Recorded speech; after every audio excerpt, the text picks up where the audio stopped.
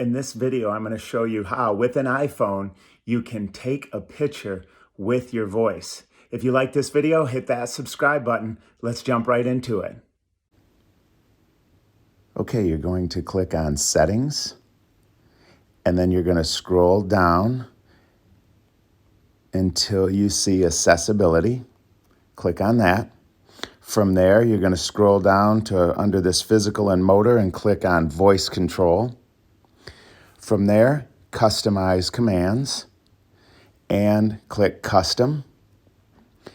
And I already created one for my camera. I just say smile and it takes my picture, but I'm going to show you how to do this. So we're going to create new command.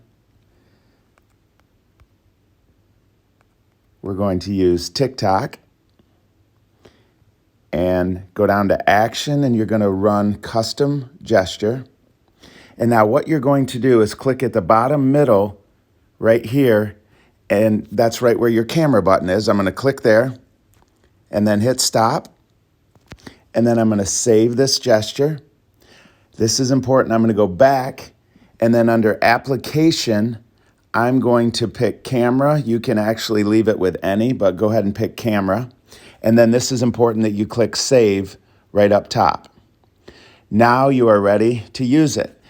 And what'll happen is normally I would say, hey Siri, turn on voice control.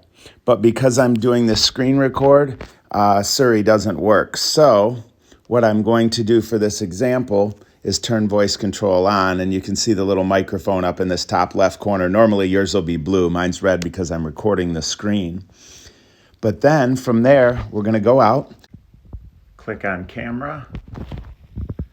And now from here, all you have to do is say the word that you used here, TikTok.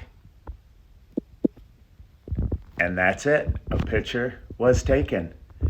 Nice work. Once you take your picture, I recommend that you tell Siri to turn off the voice control.